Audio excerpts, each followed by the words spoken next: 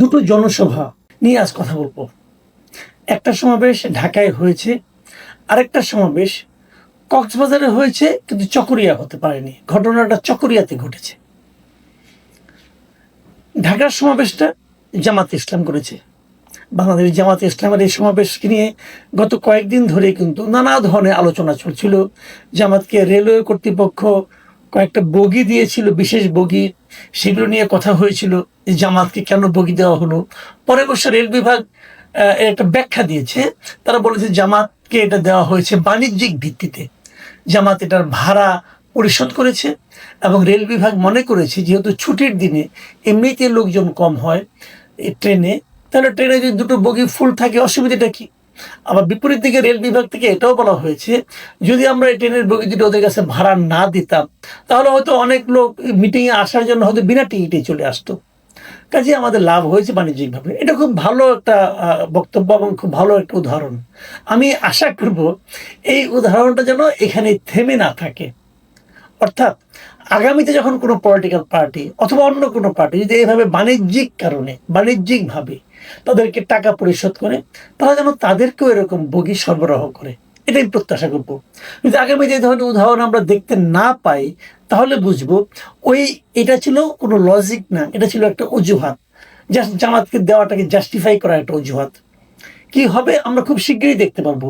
আমার ধারণা খুব শিগগিরই ঢাকা শহরে আরো জনসভা হবে এবং সেই জনসভা যেগুলো হবে, যে পলিটিক্যাল পার্টিগুলো করবে, তাদের প্রতি অনুরোধ, আপনারা রেল বিভাগের কাছে চাইবেন, দেখেন বগি পান কিনা, তারপরে এটা নিয়ে আমরা আলোচনা করব। কিন্তু সেটা ইম্পর্টেন্ট না। ইম্পর্টেন্ট হলো জামাতের মিটিংটা। জামাতের মিটিংটা আসলে আমাদেরকে কি বুঝালো, রাজনীতির কি দিক নির্দেশনা আমরা জামাতের এই মিটিং থেকে পেলাম। জামাতের এই মিটিংয়ে মোটামুটি ভালো লোক হয়েছিল, সারা দেশ থেকে লোক এসেছিল, আমার দেখার মধ্যে ভালোই লোক হয়েছিল। কিন্তু এবারে হয়েছে কি, ড্রোন থেকে ছবি তোলা হয়েছে, তো ড্রোন থেকে ছবি তোলার কারণে আমি দেখেছি অনেক জায়গায় কিন্তু ফাঁকা ছিল। এই কারণটা হলো কি, যখন ড্রোন থেকে কেউ ছবি তোলে, উপরে থেকে যখন ছবি তোলে তখন পুরো জিনিসটা বোঝা যায়। কিন্তু যখন আবার পত্রিকার লোকের ছবি তুলে তখন তারা একটা অ্যাঙ্গেল থেকে তুলে, তখন মনে হয় কিন্তু লোকে লোকারণ্য। যা হোক, তারপরেও লোক হয়েছিল প্রচুর, কোনো সন্দেহ নেই। সোহরাওয়ার্দী উদ্যানে যে লোকগুলি হয়েছিল, আমার কাছে মনে হয়েছে একটা বড় জনসভায় জামাত আয়োজন করতে পেরেছি। এই অনুষ্ঠানে বিএনপির কেউ যায়নি। সাধারণত এই ধরনের অনুষ্ঠানে আমরা এর আগে দেখেছি বিভিন্ন দলের প্রতিনিধিরা আসেন বড় অনুষ্ঠানে, বিএনপি কেন যায়নি?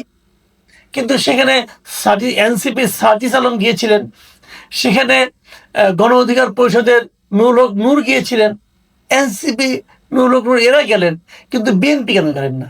অথচ জামাতের সঙ্গে বিএনপির তো দীর্ঘদিনের একটা প্রেমের সম্পর্ক ছিল। 2001 সালে আমরা দেখেছি তারা জোটবদ্ধভাবে নির্বাচনে অংশ নিয়েছেন এবং বিজয়ী হয়েছেন। তো সেই জামাতের মিটিংয়ে বিএনপির কেউ গেলেন না কেন? এটা কিন্তু একটা বড় প্রশ্ন ছিল। আসলে এই না যাওয়াটাই বোধহয় স্বাভাবিক ছিল। তবে বিএনপি একটা জবাব দিয়েছে। জবাব হলো আমাদের কিন্তু দাওয়াত করেনি, আমরা কেন যাব? জামাত কেন দাওয়াত করেনি আমি জানি না জামাতের ব্যাখ্যা। তবে এতটুকু বুঝি যে একটা বেসিক বিষয়, সামনে যখন ইলেকশন হবে সেই ইলেকশনে বিএনপি এবং জামাত তো পরস্পরের প্রতিদ্বন্দ্বী হবে। দেখুন, যখন জোট হয়, বিশেষ করে ভোটের রাজনীতিতে যখন জোট হয়, সাধারণত 1 নম্বর দল আর 2 নম্বর দল মিলে কিন্তু জোট কখনো হয় না। এটাই নিয়ম। 1-এর সঙ্গে 3-এর হয়, 3-এর সঙ্গে অথবা 2-এর সঙ্গে 3-এর হয়, অথবা 3-এর সঙ্গে 2-এর সঙ্গে 4-এর হয়, এরকম হয়। কিন্তু প্রধান দুই প্রতিদ্বন্দ্বী একসঙ্গে মিলে জোট করবে, তাহলে দ্বিতীয় দলটা কে? কাজে এটা না হওয়াটাই কিন্তু লজিক্যালি স্বাভাবিক। তারপরেও সামনে নির্বাচন হবে, নির্বাচনকে কেন্দ্র করে কিন্তু নানা রকম ইকুয়েশন এর মধ্যে চলছে, রাজনৈতিক বিরোধ আছে, পিআর পদ্ধতি নিয়ে একটা বড় বিরোধ আছে। এই সংস্কার যে আলোচনাগুলো হচ্ছে সেখানে পিআর পদ্ধতিতে উচ্চ কক্ষ গঠন হবে কি হবে না, এটা নিয়ে জামাত এবং বিএনপির মধ্যে একটা বড় ধরনের বিরোধ আছে। এখানে জামাত পিআর পদ্ধতি চায়, জামাতের সঙ্গে সঙ্গে ইসলামী আন্দোলন চায়, তার সঙ্গে এনসিপি চায়। তো এগুলো কি আলটিমেটলি একটা ভবিষ্যৎ নির্বাচনী জোটের ইঙ্গিত বহন করে কিনা আমরা এখনো কিন্তু ক্লিয়ার না। তবে এরকম কিছু একটা হতে পারে বলে অনেকে মনে করেন। এগুলি সব গেল পারিপার্শ্বিক বর্ণনা। মূল যে পয়েন্টটা মিটিংয়ে সেটা নিয়ে বলি। মূল পয়েন্টটা হলো এই মিটিংয়ে কথা বলতে যে জামাতে আমিরে জামাত ওনারা বলেন ডক্টর শফিকুর রহমান দুবার দাঁড়িয়ে থেকে পড়ে গেছেন নিচে। উনি দাঁড়িয়ে কথা বলছিলেন, প্রথম একবার পড়ে গেছেন, তারপর উঠেছেন, অনেকে ধরাধরি করে উঠিয়েছেন, উনি আবার বক্তৃতা শুরু করেছেন, উনি আবার পড়ে গেছেন। তৃতীয়বার আর ওঠার চেষ্টা করেন নাই, ওভাবে বসে থেকেই সামনের দিকে দু পা ছড়িয়ে দিয়ে উনি ওখানে বসেই কথা বলেছেন। বক্তব্য সংক্ষিপ্ত ছিল, স্বাভাবিক, এরপরে বক্তব্য লম্বা দেওয়ার কোনো সুযোগ নেই। এখন প্রশ্ন হলো, কি বলছিলেন উনি? অল্প বক্তব্য হলো, আমার কাছে ওনার বক্তব্যটা খুবই গুরুত্বপূর্ণ মনে হয়েছে। উনি কি বলছিলেন? প্রথমবার যখন উনি দাঁড়ালেন বক্তৃতাতে, উনি একটা কথা বললেন যে একটা লড়াই হয়েছে ফ্যাসিবাদের বিরুদ্ধে, আরেকটা লড়াই হবে দুর্নীতির বিরুদ্ধে। জামায়াত যে দুর্নীতিমুক্ত সমাজ গড়বে তার প্রথম প্রমাণ হচ্ছে, এইটুকু বলে উনি বাক্যটা শেষ করতে পারেন নাই, উনি পড়ে গেছেন। মানে জামাত যে আসলে একটা দুর্নীতিমুক্ত সমাজ গঠন করতে চায় তার প্রথম একটা প্রমাণ উনি দিতে চেয়েছিলেন, প্রমাণটা আমরা পাইনি, দেওয়ার আগে উনি পড়ে গিয়েছিলেন। আমি আশা করব জামাতে ইসলামী বাংলাদেশ পরবর্তী সময়ে এই প্রমাণটা তারা লিখিতভাবে দিতে পারেন। আমরা জানতে চাই তাদের প্রথম প্রমাণটা কি, যেটা দেখে আমি উপলব্ধি করতে পারি যে জামাত অবশ্যই একটা দুর্নীতিমুক্ত সমাজ গড়বে।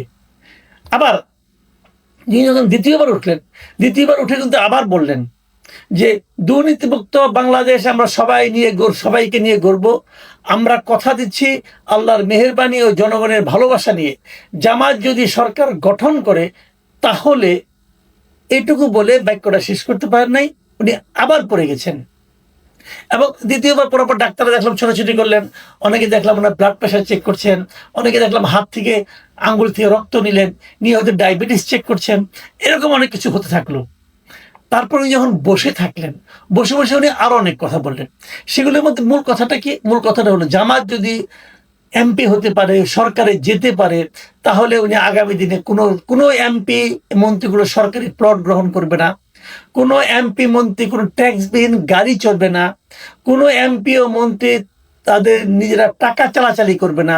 তারা যদি কোনো কাজের বরাদ্দ পায়, সেই কাজটা শেষ হওয়ার সঙ্গে সঙ্গে সেই কাজের বিস্তারিত প্রতিবেদন তারা জনগণের সামনে তুলে ধরবে।